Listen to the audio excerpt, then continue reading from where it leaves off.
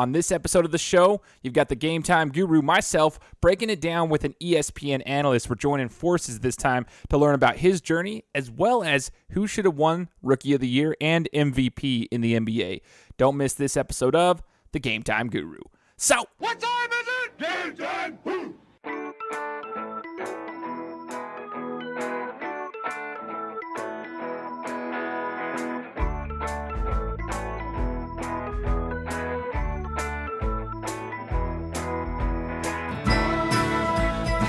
Hey yo, what's up everybody? Shane Larson here, coming at you with episode 70 of the show. 70. Cannot believe we've made it to 70 episodes. We're going strong. The show continues to grow, and as I've said before, I appreciate everyone's support. So thank you for all those who have shared the shows with their friends and family, and those who have participated in the show, and those who just simply listen to the show. I appreciate you. Thank you so much for letting me share my passion with you guys, and for all the guests, I appreciate you telling your stories, sharing those with my listeners. So the show is continuing to grow. Let's keep the momentum rolling. Episode 70. We got another 70 coming here in the next year and a half. It's going to be great. If you guys follow me on social media, Instagram, at Game Time Guru, or just go to Facebook, the Game Time Guru. But yeah, anyways, the other day I posted on Instagram about some books I was reading out. Quick fact about myself: hate reading books, hate them, hate books, but I understand the importance of them. So I posted a couple of books that I've read, some with Phil Jackson, Michael Jordan, Muhammad Ali books, just books I've read. I love The Winner's Manual with Jim Tressel, and A Season on the Brink about Bobby Knight. Those are great books. But the book that I really wanted to read is Return of the King, and it's about the 2016 championship run in Cleveland with LeBron James. Brian Windhorst wrote it, and what actually happened is I found it on Audible, which is the audiobook platform that I am now working with as a sponsorship here with the podcast, as you guys know. And I've become a big fan of audiobooks since I started listening to podcasts. I know there's some mixed feelings, mixed opinions about audiobooks. Some people prefer the physical book, but now I can listen to that while I'm at work. Just, pop the audiobook in and listen to them. So anyways, I downloaded it for free, got a free trial through Audible. So I get to read Return of the King. Brian Windhorst himself is actually the one reading it. It's his voice reading the book. So it's actually really cool.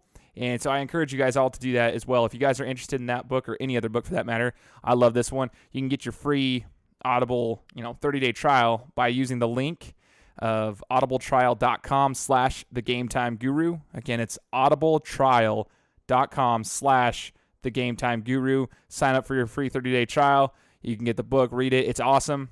So far, so good. I'm liking it. I'm hoping to read other ones too. When Kobe's book comes out and I can actually get my hands on that one, I'm going to be downloading that. So today, I just wanted to let you guys know what we got on the agenda for the show. An interview with an ESPN analyst. He's going to share his story. You guys know I love having people share their stories, so he's going to share his story, how he got to where he's at.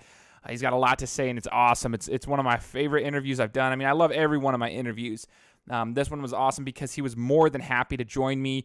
He didn't act like he was too good for me when I reached out to him, and he was just so awesome. So this was a great interview. We're going to get his opinion on some basketball matters, though. You guys are going to like this one. So tune in, buckle up. This is going to be the interview. It's coming at you right now.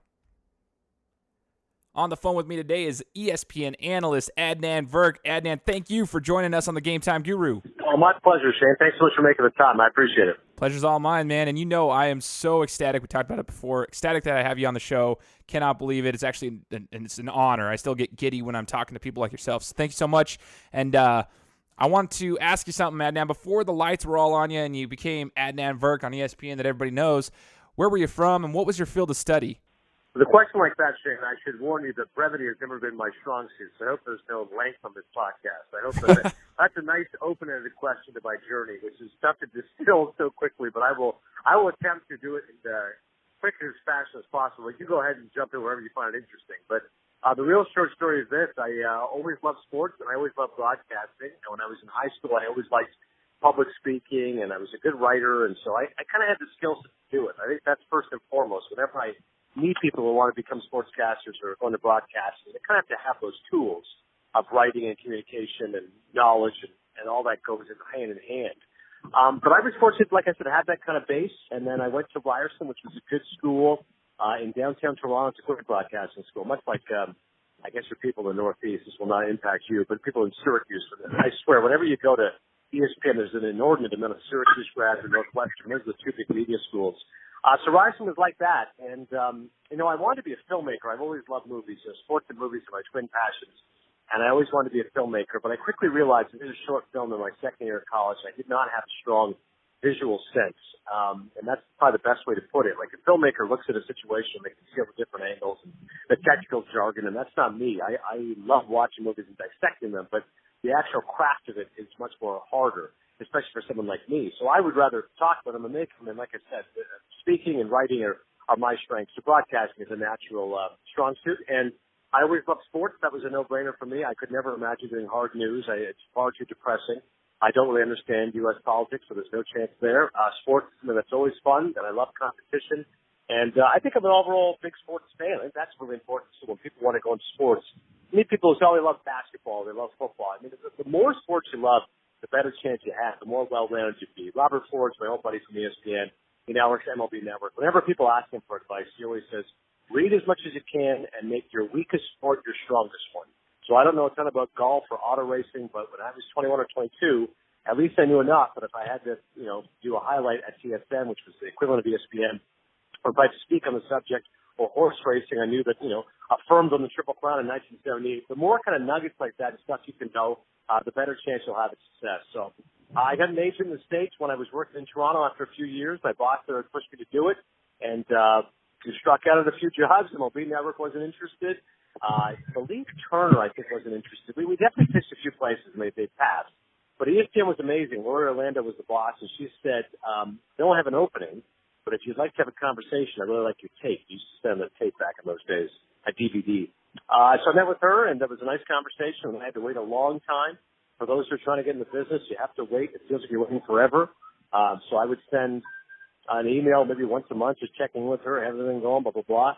And then 15 months after, I interviewed in October of 08, January of 15, I sent a follow-up email just literally saying, Happy New Year, hope you're well. And then she said, if you have a tape, an updated one, please send me because we're looking to hire somebody. And then I went down Valentine's Day of 2010, which is about 6 weeks later, did a full audition there, and then they offered me the job. And again, being Canadian, it was a little bit tricky in terms of the green card. I heard that Mark Gross, who's one of the bosses, told me it could take 6 months.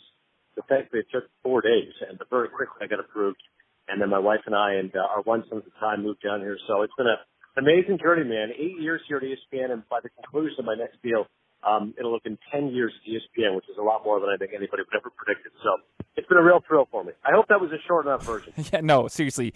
I want to say thank you for the details because we can always look at your biography online and such, but we don't know the details. So I appreciate that because you took the time to share the details, and that's what we want to hear. Now, after college, Adnan, when you got your first gig, I want to hear about that. I want to hear about your first gig in the sports world. What was that? Yeah, for sure. When I was at Ryerson in my second year, I was 19. I interned at TSN, which is the equivalent of ESPN, which was a huge break. They had what's called a TSN Best Scholarship, and then we just have interns from Ryerson and Humber College, which is a school in Toronto. My buddy Jeff Hetherington was from there. My buddy John Chick. So like Humber and Ryerson were both pretty good hotbeds. And they would have a couple of students there taking RTA, which I was, radio and television arts, journalism program at Humber. And they did it for the summer, and I got paid that summer of 1998. I was 19, turning 20. I got paid $6,000 for 4 months' work, which was pretty amazing at that age. And you're working at TSN, and I get to see all these big names. I know you guys don't know the names, but imagine if you were working with Keith Olbermann and Dan Patrick and Rich Eisen and Stuart Scott, and you were that age going, oh, my God, I can't believe I'm working with the best and the brightest. That's what James Duffy and David Amber and Rod Smith and Darren Petition and those guys were like. And they were really generous to me. They very quickly responded to the fact that I had an aptitude for it. And they said, let me guess, you want to be on air too? I said, I'd love to. And they said, yeah, and then we can kind of see that in you. So they offered tips and just advice, and they were awesome. So that was the internship. I did that for a couple of years. When I finished school, I worked there for a couple more years behind the scenes. But here's good advice. Michael Landsberg was a big star in Canada, a really nice guy. He asked me once, do you want to be on air, right? And I said, yeah. He goes, well, then get out of here. And I said, what do you mean? He said, you're going to be here for 15, 20 years. You're going to get married and have kids, and you're never going to leave. The first on-air job you get is not going to be making much money. And the longer you work here at TSN, you're going to become producer. You're going to be making $40,000, $50,000, $60,000. You're not going to go leave to take an $18,000 a year job in Northern Ontario. So get out of here now. And I said, what am I supposed to do? He said, go be a waiter. I don't care. Just find something to pay the bills and then go be a broadcaster. So it's actually good advice. I think there's a lot of people now kind of get stuck in that way. Maybe there's an actor in Hollywood who wants to be an actor, but he's getting paid good money as a grip or an editor, and then eventually the acting dream fades away. Find specifically what you want to do. Don't just say, I'm working in the sports industry, that's enough. No, I want to be on camera working in sports, which was good advice. But, of course, it doesn't just happen that way. I got turned down for a job in Sudbury, Ontario, which is a small mining town about 5 hours north of Toronto. I got turned down for a job where I grew up in Kingston for a sportscasting job. I tried out for a TV Kids host, didn't get that. I tried out for the Weather Network, didn't get that. So I was trying, I'm 22, 23, 24, trying to get that break, and it's just not happening. And then I got a job at Omni, which is the equivalent, kind of like PBS here in America. It's a multicultural channel. And I auditioned for the job, didn't get the job, but he said to me, we have another show called Bollywood Boulevard for Indian movies, and we're looking for a host. And I said, listen, my family's from Pakistan originally, but I don't really know the movies that well. Well, I love movies. And he said, it's fine. As long as you're a broadcaster, we have a producer who's from Mumbai, from India, who can give you the background on them and figure it out. So rather improbably, that was my first job on air. I was 24 years old, and I worked at Omni for 16 months. And within 3 weeks, within 2 weeks of doing Bollywood Boulevard, I got another show called Omniculture. So once, I wouldn't say it rains and pours. I mean, I'll pay the starting salary. I was making $215 a show for Bollywood Boulevard, and Omniculture was $350. But when you're 24 years old, I mean, that's like $565 a week before taxes. So over the course of the year, it's about $32 grand. I'm like, no, that's pretty good. I mean, especially since the job I left at TSN, I was an associate producer. I was making $45,000. So just imagine, to friends and family, Shane, they're saying you went from 45 grand to 32 grand, and I'm saying, yeah, but I'm on TV now. You can see me on TV in Toronto, the biggest city in Canada. So to me, it was a no-brainer. And then after about a year and a half, almost 2 years there, I got a job at The Score, which was an all-sports network. It was a nascent network. It was trying to compete with TSN, which is the big boys, and Sportsnet. And we were kind of like the ugly ducklings, but we had a blast, man. We were like the 94 Expos. We had a lot of talent, and we had fun, and all those guys that I worked with are all big names now in Canada. And it was great. And that job I got offered, I was 25 years old. And so at 25, I was a sportscaster with National Sports Network. It was not getting big ratings, but coast to coast, you could see me. So that was amazing to me to be able to achieve that relatively young age, even though at the time it felt like I'd been trying for 5 years to do it. For sure. I just want to say one thing real quick. My mom would love you for saying what you said earlier about not being comfortable with just because you got into the industry and that's the job you got, and understanding that you might take a pay cut, but you're doing what you want to do. She always is telling me that, because so often today in the corporate world, people get comfortable because they make X amount of money, and now they don't want to take that leap. And so she always tells me that. So I've had that in the back of my mind forever, and I appreciate you telling us that. Now at ESPN, Adnan, you hold, you wear a lot of hats. We all know that. And you do a lot of stuff. You talk on the radio, you talk on TV, and you do all this stuff. I want to know what you prefer. Do you like talking on radio, or would you prefer to be on television? I prefer television. I went to school, like I said, at Radio and Television Arts at Ryerson. I always wanted to be a TV broadcaster. Keith Olbermann was always my favorite. I liked the idea of being at a desk, being an anchor. I didn't like the idea of being a reporter. I don't like travel particularly. I never really was that entranced by play-by-play, because I felt like for years you got to work at minor league ballparks. And again, I don't like the idea. I like the idea of not 9 to 5, because I hate 9 to 5. I have a real aversion to that. But I like the idea of, let's say, 4 to 12, going at night, watching games all night, and then doing SportsCenter. I think that was the goal in my head. Hey, 10 to 11 on a desk, 11 to 12. Here's the highlights, fast and furious. Lots of one-liners. Got a guest with you. You got the analyst, and that to me would probably be the pinnacle. So I was lucky in that. But the way the radio happened was ESPN. We had our second baby shortly after we had arrived, and I was just looking for some extra cash. And Jonathan Coachman and Dolly Noko, a couple of great ESPN anchors, were doing radio on the side. And they told me it was a little extra money, and I said, I'm in. So I wouldn't say I falsified, but I told one of the radio bosses I had done radio in Toronto. If I'd done it, that means like I'd be a guest for 8 to 10 minutes. That's not hosting a 2-3 hour show. So sometimes I don't want to be too transparent, but listen, kids, sometimes you got to kind of stretch the truth a little bit. Oh, yeah, sure, I've hosted shows before. I've done radio, I think that's all I said. I never said I hosted a show, but I've done 8 to 10 minutes as a guest. But they took it as, oh, he's hosted 3-hour radio shows. Why not? This guy can do it. And Coach and Dari were both great. The first show I ever did was with Coach. He was generous, and he helped me out, and Dari was good. And there was 3 reasons to do radio. The extra money, it was fun, and it was good exposure. And it really helped me at ESPN, because when you're on TV, you get really beholden to teleprompter, and you're very specific in what you're saying. When you do radio, it's all improvised, as you know. You just let it fly. So I became a better TV broadcaster once I became a radio broadcaster, and it definitely allowed people to see my personality and sense of humor and love of movies and all that kind of stuff. So, on TV, it's quick. You know that 15 seconds, go, go, go. Just get to the highlights. And on radio, you get so much time and space, and you can have lots of detours and segues. And Ryan Russillo was so great to me because he encouraged that. He said, he saw my Twitter very early on. All right, because in the movies, fine, 5 minutes. Let's just talk about movies and go from there. So radio, I think David Boyd gave me advice early on. He said, TV, you'll make more money and it's more stable, but radio is actually more fun. And I think in a lot of ways that can be true. But I think I got a pretty great gig, man, because TV is where it's at, and that's what I do. But then I get to show up on the radio and have a blast. So I think that's actually, I think it's the best of both worlds, personally. And I get to do a little bit of play-by-play as well, which is nice. Absolutely, yeah. And you're living the dream for a typical sports fan like myself. Like, you get to do it all, and that's awesome. Not everybody gets to do that. I think it's rad. Have you made the trip to Boise in all of your travels and everything you've got to do and experience during your time in this industry? Have you made the trip to Boise? I haven't, for a Canadian, I'm fascinated by U.S. geography. I went to add it up. I think I've been to like 28 states, which is pretty amazing, I think, for a Canadian, considering I don't think most Americans could tell you how many provinces and territories we have in Canada. But since I've been to half the country, I'm pretty pumped. I've never been to Idaho. I'd love to go just to see the blue turf and to get some potatoes. I know those are the stereotypes of your fine state, but I'm sure there's a lot more there. So, listen, if we have a reason, maybe with college football now, I can get a chance to go to Boise someday. I'd love to go. Absolutely. Okay, so if you do come down here, let me tell you something. If you come down here, we're going to a Boise State game. I'm taking you to the game, and I'll take you out somewhere to eat. We're going to hang out. Maybe we'll just meet up. I'll take you out there. So let's plan that out if you decide to come here. I'm big on the food. So tell me, if I'm ever in Boise, what do I get? I mean, I'm being stereotypical of the potatoes, but what do I get if I'm in Boise? Yeah, I mean, that's tough.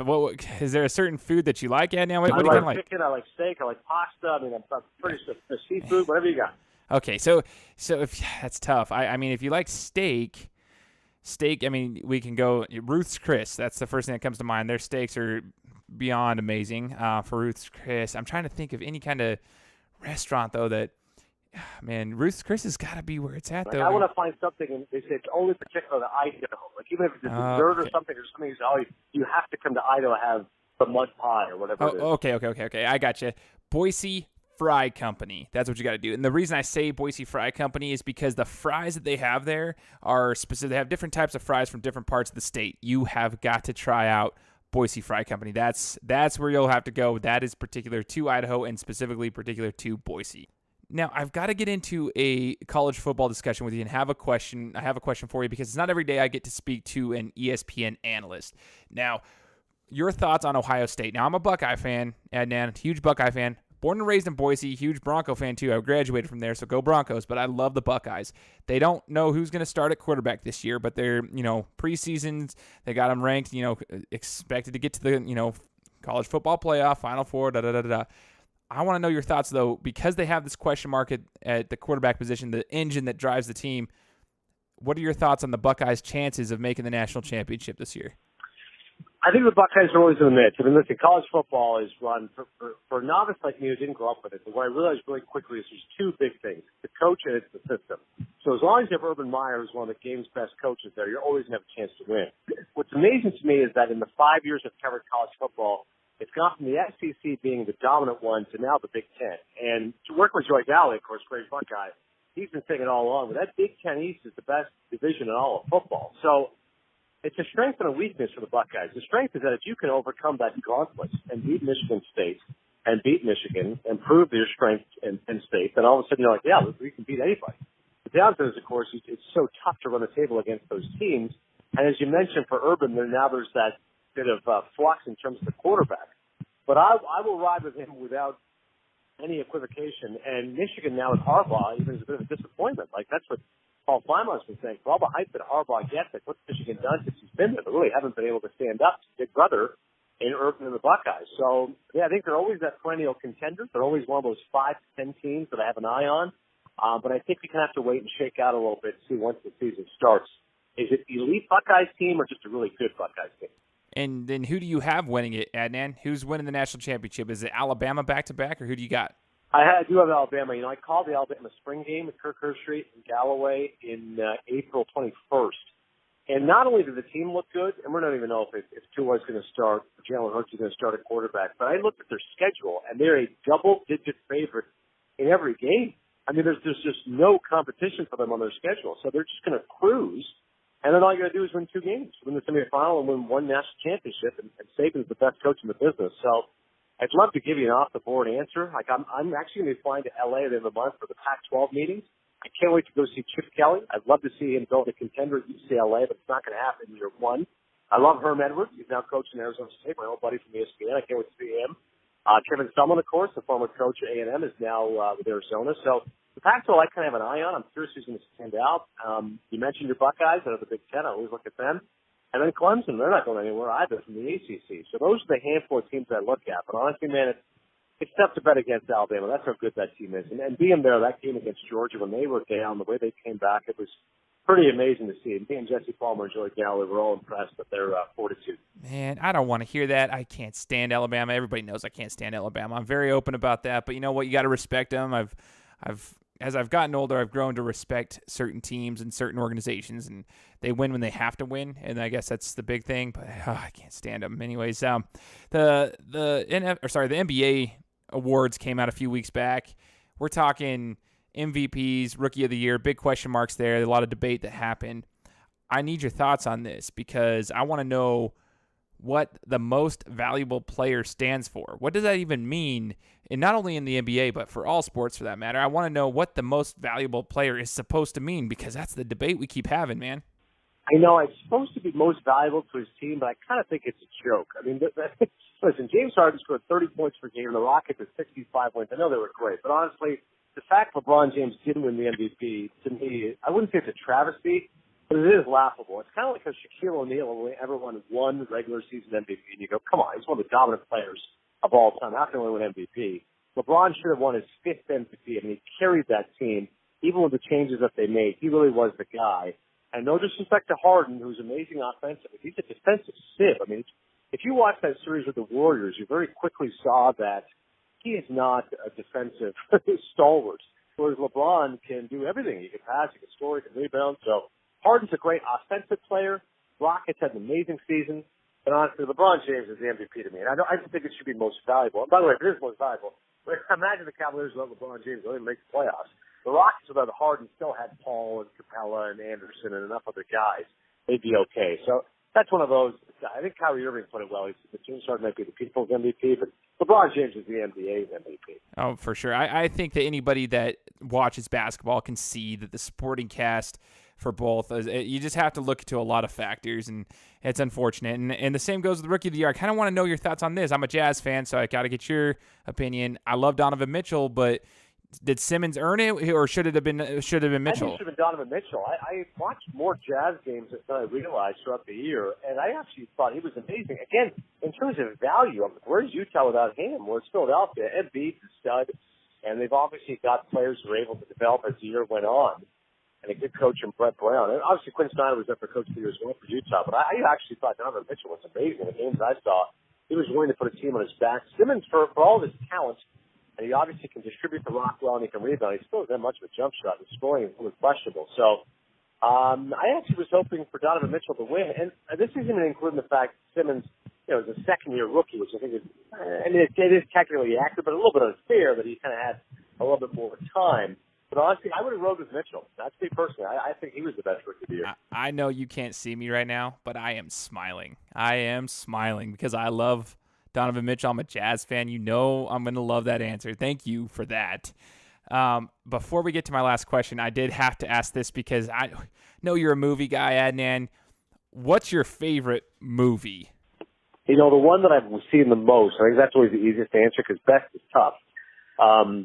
I'll dance around it before giving you the answer. Like, Raging Bull, I think, is the best movie I've ever seen. And that when I watched it, I was like, oh, my God, there's something special about this film. The black and white, the choreography, the boxing scenes are incredibly well edited. De Niro's landmark performance, and it changed acting. He was the first guy to – you see it all the time, that guys put on weight to lose weight. De Niro was the first one, put on 55 pounds to play Jake LaMotta. Pesci's amazing. Captain Moriarty, Scorsese's direction. I mean, it's a movie about the darkness of human existence, but it's really beautifully shot. I remember I watched a clip the other day. Scorsese was on one of the last late shows with David Letterman, and Letterman told me, I came across Raging Bull the other day, because that's going to be the best movie of the last 50 years. That movie's unbelievable. And I was like, even a guy like David Letterman saying, how good is Raging Bull? And obviously Dave's not the foremost film critic as much as I love him as a broadcaster. So I do think it's a great movie.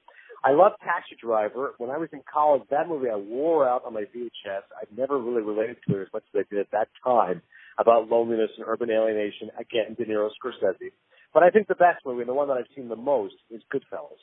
Again, De Niro and Scorsese and Joe Pesci. And maybe just as a kid, I always wanted to be a gangster. But I think the best movies, kind of like the best sports, make you want to play them. Meaning, if you're a Utah Jazz fan, if you go back and watch Stockton and Malone, you feel like grabbing a basketball and just going out there and being one or the other, and just grabbing a buddy and saying, let's just mimic this. When you watch Goodfellas, you literally feel like I want to go grab a camera and I want to go make a movie right now because that movie is so infectious. And for a movie about the mob, which is so violent, it's darkly funny. I mean, it's such a funny movie, even though maybe I have a twisted sense of humor by saying that. But Pesci's won the Oscar, obviously, for supporting actor. But Ray Liotta's so good. And the use of the voiceover and just that image of, I mean, it's the highs and the lows. The party says, man, I love to be a gangster. And then once it comes crashing down with the drugs and the fact that feds are after him, I mean, it's just a terrifying conclusion. But it's one of those movies that's very influential. You know, when I talk to young filmmakers, they always say, oh, man, I'll never forget the first time I saw Goodfellas. And I don't either. I think I was maybe 12. It came out in 1990, so I was 12. Probably got on VHS when I was 13. I was way too young probably to watch it. But, you know, my parents weren't really paying attention to me and my brother, what we were up to. But Goodfellas is one that I think is great. And it's funny, now it's old enough that people don't know it as well. Like, I spoke at Lemoyne College relatively recently, and, you know, those kids are 19, 21, 22. They're like, oh, Goodfellas, 1990, that's so long ago. And to me, I'm like, oh, I don't think it's that old. But I guess when you put it in perspective, it's almost 30 years. But when they see it, they go, oh, yeah, this is a great movie. And now they're watching gangster films through, like, you know, The Sopranos or Donnie Brasco or stuff that's more recent. So Goodfellas to me is the one that I love the most. Awesome. I appreciate you breaking that down for us and giving us the insight on the movies as well as the sports. You have knowledge on both sides, so I always like listening to that part of it when you're, you know, on your radio shows and stuff and breaking down the movies for us. So the last question I have is mainly for myself, but I mean the listeners too that have the same dreams of, you know, making it somewhere in sports media. I want to know, you know, you've already given us some insight, but I want to know the one piece of advice you would tell us that we want to make it in the sports media industry. What's the one thing we should be doing? Well, obviously there's so many, as you said. You want to network as much as possible, try to meet people that can help you broadcast. You want to practice as much as possible. A lot of people you hear the expression reps, which is short for repetitions. The more reps you get, the better you get. Practice in the mirror, practice with a tape recorder, watching a game, put it on mute, pretend you're doing play-by-play. You know, watch highlights and try to pretend that, you know, record sports and pretend you're actually doing the highlights, work on your voice inflection, all that stuff. But the one bit of advice I'd say, and as you said, I touched on it earlier, is increase your knowledge base. The more sports you know, the better off you'll be.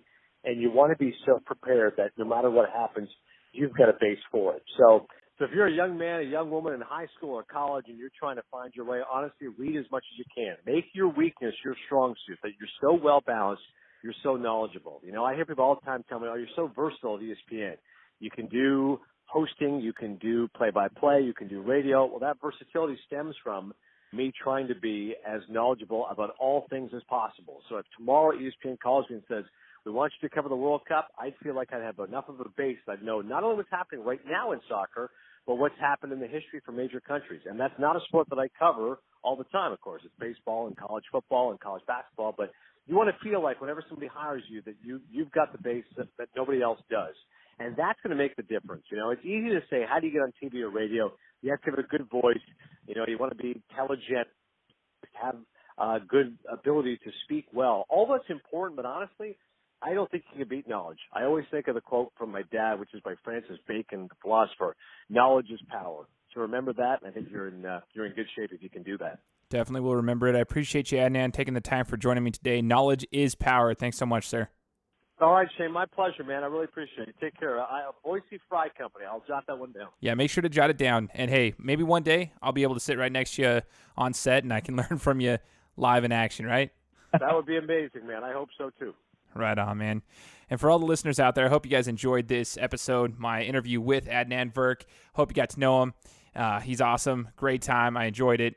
And you know the drill. Make sure you subscribe to the podcast, and we'll talk to you next week. Guys, thanks so much for listening to another episode of my show. Now, if you could go and do me a favor, head over to iTunes, give me 5 stars, and leave me a review. It would be greatly appreciated. Thanks, guys. Appreciate your support.